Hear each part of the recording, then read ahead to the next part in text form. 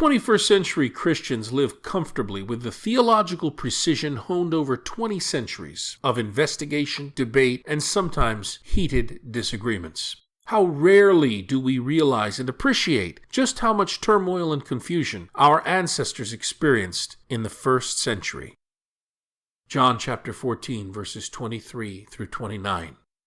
Jesus said to his disciples, "Whoever is attached to me will keep my word, and my Father will attach to him, and we will come to him and make our dwelling with him. Whoever does not attach to me does not keep my words. Yet the word you hear is not mine, but that of the Father who sent me.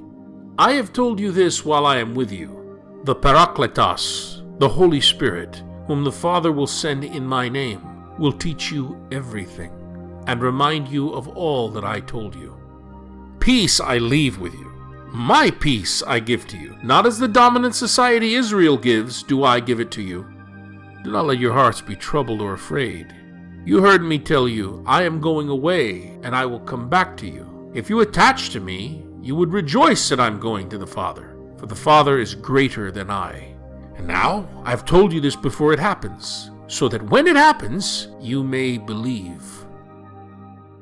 The first believers cherished the presence of the apostolic eyewitnesses to the life, ministry, and message of Jesus. As a living link to Jesus, these witnesses were able to interpret and apply the teachings of Jesus to new situations in which the community found itself. But when the first followers of Jesus began to die, believers felt the loss big time. For the Johannine community, the death of the beloved disciple, probably just before the fourth gospel was given its final form around 90 Common Era, was a severe blow felt very personally. Who would help them now? And consider the destruction of the temple city Jerusalem. After a 4-year war, the Roman armies led by Titus destroyed Jerusalem and the temple in the year 70. Judeans and Messianists were both deeply affected by the destruction of the temple city. Judeans lost a lot more than a beloved monument. They lost their patron god's special dwelling place among them, the key place where God could be encountered in their liturgies. The first followers of Jesus, properly called Messianists, not Christians, had expected that Jesus' return would accompany God's wrathful judgment on the city of Jerusalem. But when that occasion happened, Jesus did not return. And as years passed by, expectation of his speedy return began to pale. The death of the beloved disciple also heightened frustration relative to Jesus' return because he was one of those who was expected to be alive until that time. Now men like him were dying out. If Jesus is not yet returning, who will help believers now? Biblical scholars conclude that the concept of the Paraclete, ho Parakletos, is an answer to this question: who will help us now?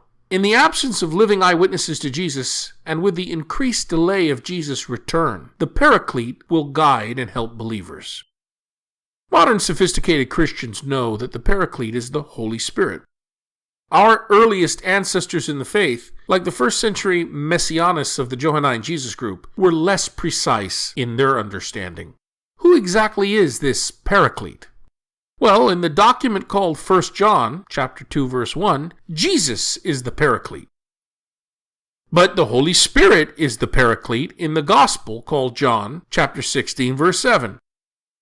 These passages from two different documents produced by basically the same Johannine community suggest that the word Paraclete is best understood as describing a function rather than serving as a name or title in the Johannine writings. What is this function?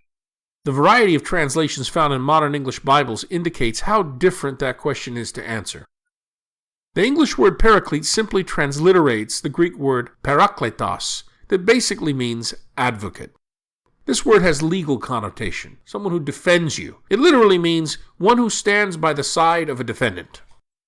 The 1956 English translation called the Jerusalem Bible translates Paraclete as advocate. But the 1985 Jerusalem Bible uses Paraclete. The 1970 New American Bible translation used Paraclete, but the 1986 revision replaced it with advocate. This has been maintained in the recent 2011 New American Bible Revised Edition. Other translations prefer the word counselor, like the New International Version, or comforter, like the King James Version. The question we ought to ask is, what does the author of the Gospel called John himself indicate the meaning might be? The Paraclete performs at least three functions or activities. 1. It is the continued presence of Jesus on earth after Jesus' departure into Skyvault. 2. It is a truth-telling spirit that testifies on behalf of Jesus and in defense of him. It affirms that Jesus was not a shameful failure, but rather the beloved of God, that is, the one that God is attached to, a faithful and dutiful son. 3. It reminds the Johannine Jesus group of things that Jesus said, and reveals to the Johannine Jesus group things Jesus was unable to convey. The Paraclete, therefore, represents divine presence and guidance for the early Johannine Messianists.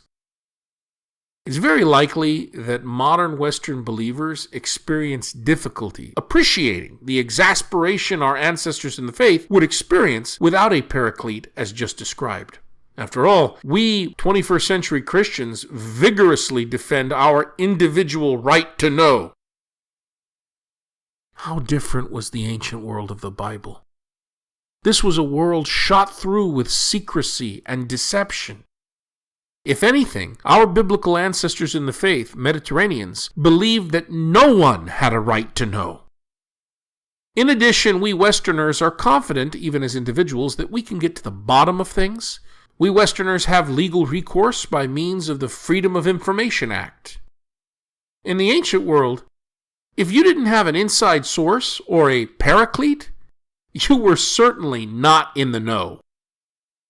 My friends, Jesus' guarantee that the Father will give his followers a paraclete gives them enormous peace, and not as the world gives peace, that is to say, in Johannine anti-language, not as the dominant society Israel gives peace.